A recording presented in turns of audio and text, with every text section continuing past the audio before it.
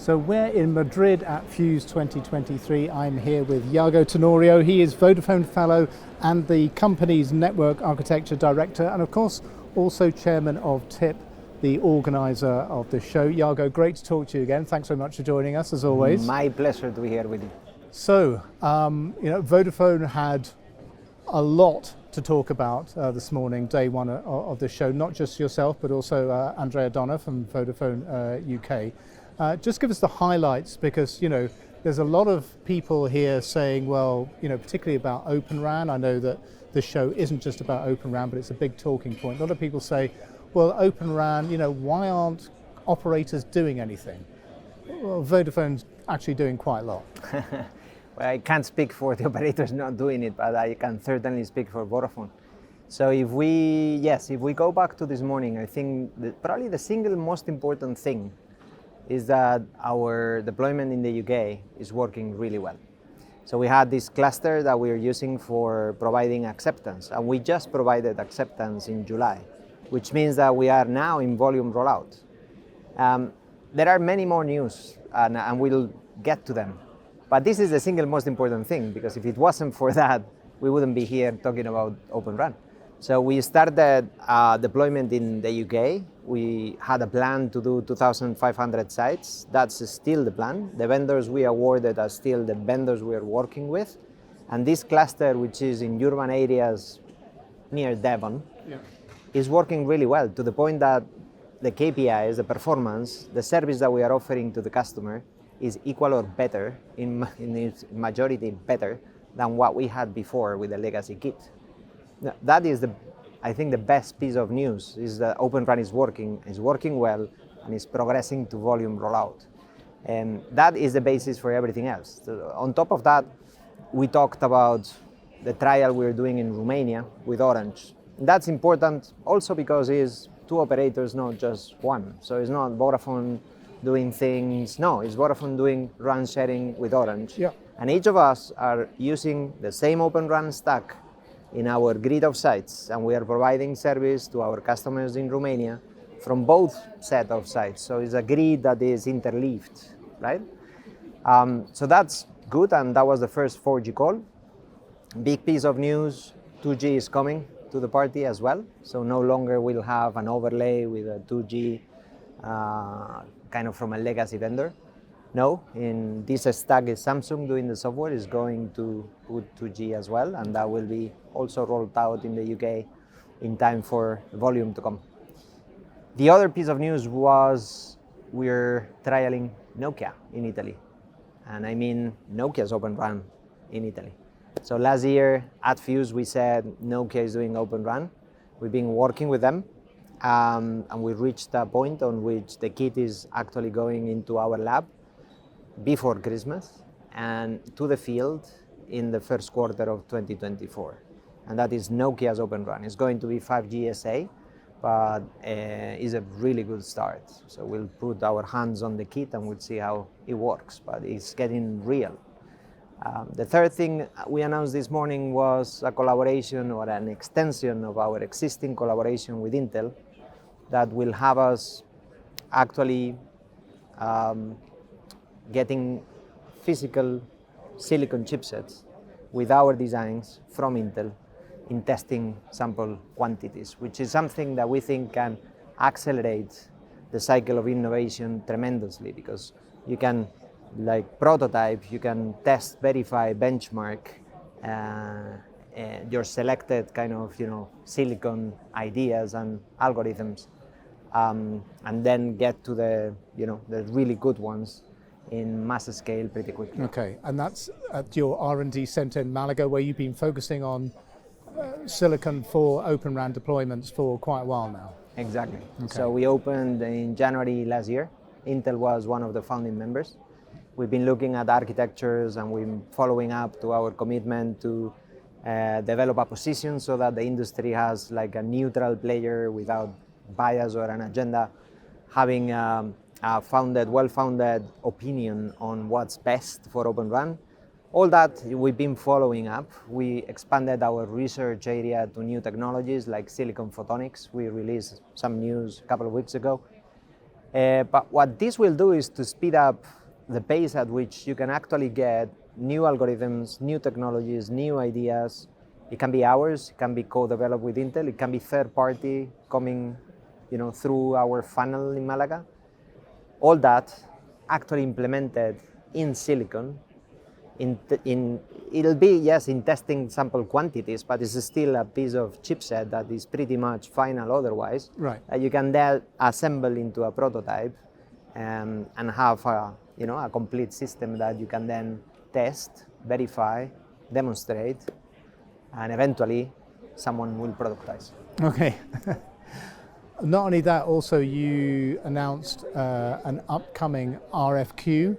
Yes. And for the entire Vodafone estate. Can you tell us a little bit more about that and where Open RAN fits into that RFQ? Absolutely.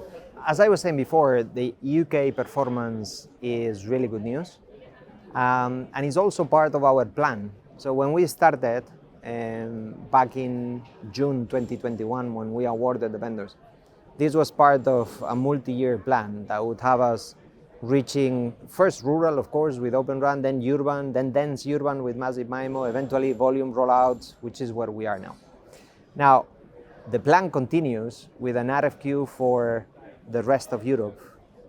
We are actually adding the rest of our footprint to the same RFQ. Why are we doing an RFQ? Well, our current contract for radio expires in March 2025. We've actually been very vocal about this. And we said it at the very beginning. We said we're doing Open RAN because we have this much time. We want to make sure that by the time that we are out with an RFQ, Open RAN stands up in, its both feet and can contend and can be a new option. And that is exactly what's happening. So we're now, 15 months or slightly more, I think 18 months ahead of that cut date. And if you reverse engineer that and the time is going to take you to run an RFQ of this size, which there aren't many this big, is going to be at least 1 year, which means that April 24 is the latest that RFQ will see the light. Now, we've been working for the last, arguably 5 years, if not more, in preparing Open RAN for this moment. And we have it in the UK, but we also have trials in Germany, in Romania, in Italy. So it's mature, it's performing, it's in volume rollout, and it's ready. So we were also very vocal about our intention. It was, I think, 2 years ago when Johan was still in Vodafone, he mentioned in Mobile World Congress, when this RFQ comes, our ambition, our plan is to see at least 30% of our footprint in Europe becoming Open RAN after that RFQ as an outcome. We've been working on that plan month after month and year after year to make it happen. So now this RFQ is approaching, and all we're doing is repeating what we already said before, which is the whole of Europe and the rest of our global footprint is going to be out to tender. And we foresee that if you look into Europe, if you zoom into Europe, 30% at least of our footprint will become Open RAN as a result of this RFQ. And this, of course, is open to anybody to respond, or is it a limited set of companies? I mean, we heard here today, there was a quote that there's 125 different companies doing different things across the Open RAN ecosystem, but is anybody able to respond to this RFQ? I would say it's everybody that we are working with already.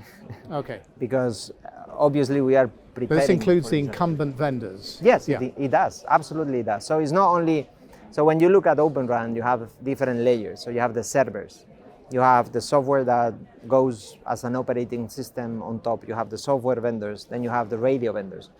We're not working with 125 people, but we are working with many suppliers, which of course they will all be invited. But as you say, there is something that has changed since we started in 2021 with our RFQ, or since we started in Open RAN in I think it was 2014, the first time we mentioned Open RAN as a term. But more and more suppliers have actually embraced and committed to do Open RAN. They've put Open RAN in their plans.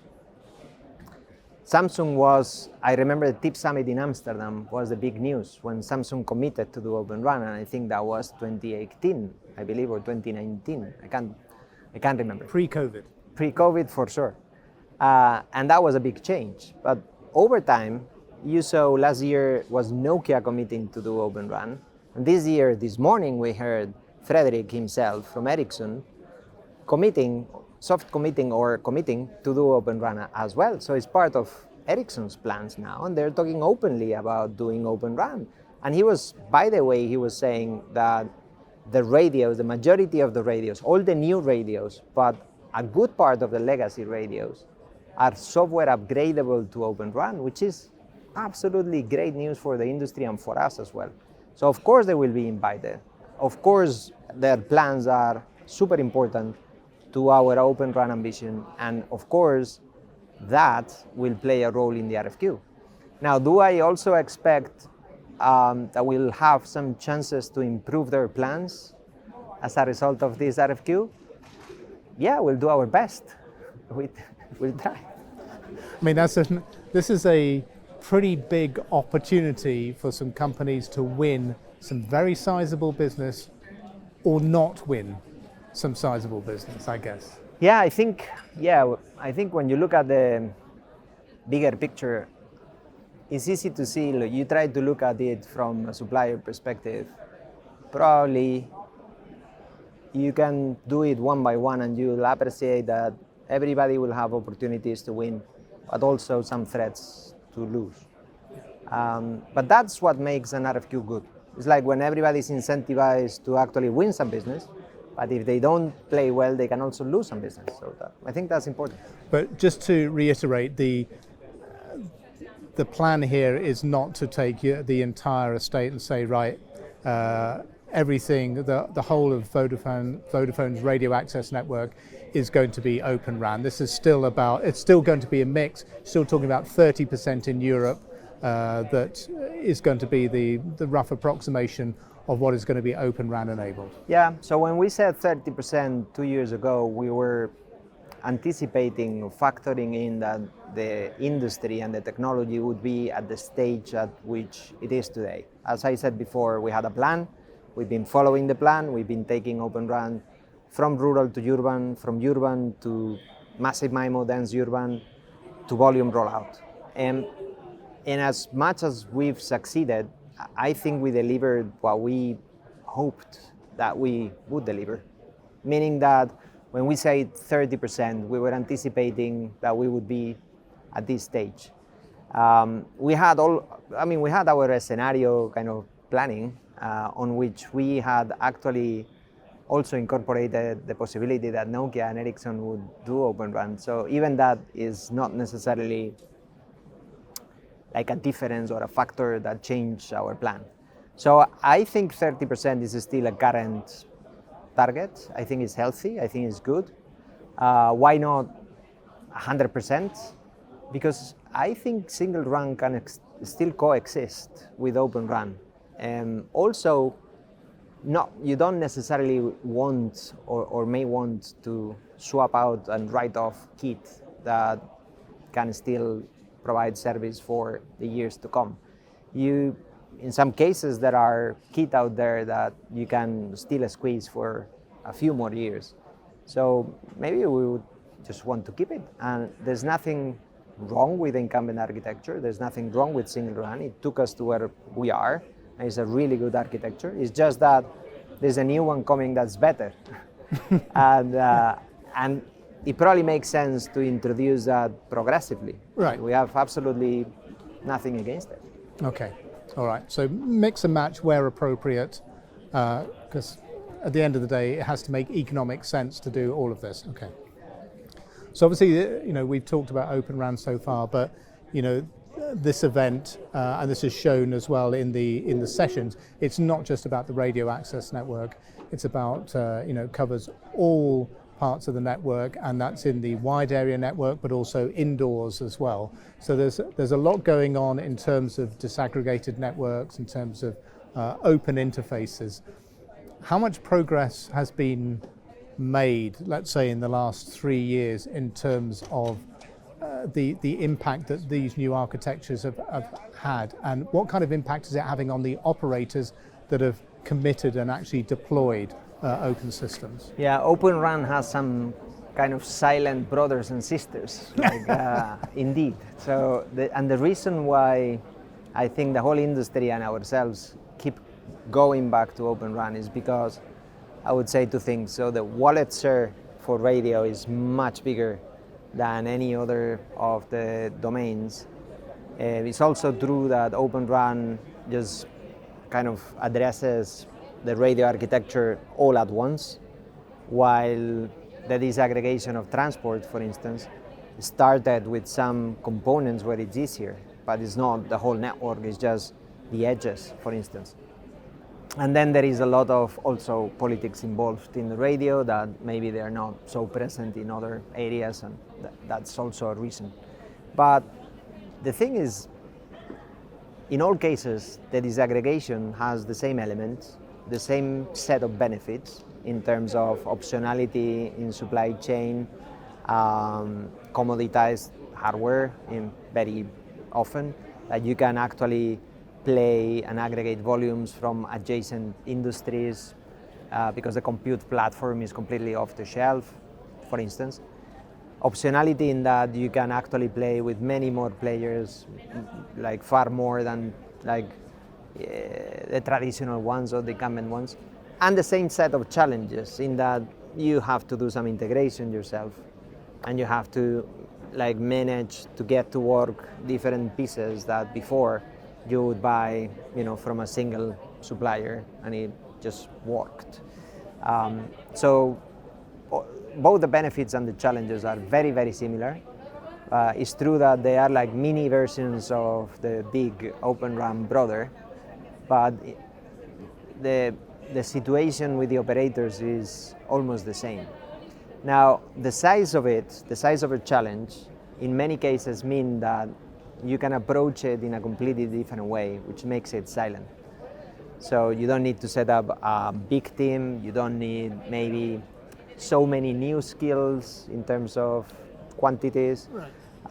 And you can even, in some cases, use third-party companies to help you with the integration, and it's much more straightforward, and there is much less log-in built into the system. In many cases, these are areas where optionality may not necessarily be the main reason, while in radio is, I think, 9 times out of 10 is mentioned as the main reason. So we don't have enough vendors, we need more vendors. In some cases, when you disaggregate transport, for instance, at both sides of the network, in some cases you do have enough vendors. You're doing it for convenience, for volume kind of play and lower the cost, or some cases you are integrating the software into some other platform. Mm-hmm. So there are a different kind of set of reasons, but it's very similar to what we're doing in Open RAN, except smaller. And definite success points across the board? Are there some areas where you would say, this is a landmark part of the ecosystem where, real gains have been made ahead of others? In terms of disaggregated network in other places than Open RAN? Yes. Yeah. For instance, in transport, you have the cell-side gateway, distributed side gateway, that is progressing really well. So we're talking about commercial deployment in more than one operator. They're happening, maybe not in a generalized kind of fashion, but they are actually happening, and no one talks about it because it's not Open RAN, which is a bit sad. But it's like uneventful, but it's happening, which, by the way, it also proves the point that is the way to go.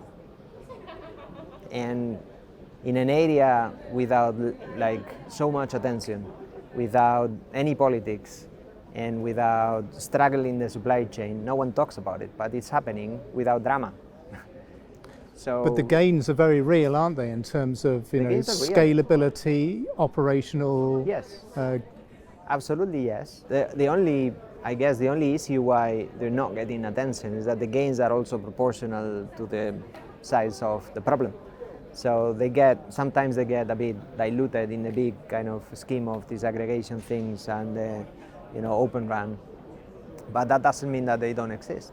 So in a way, they kind of prove the point that disaggregation makes sense and that the model works in a small scale.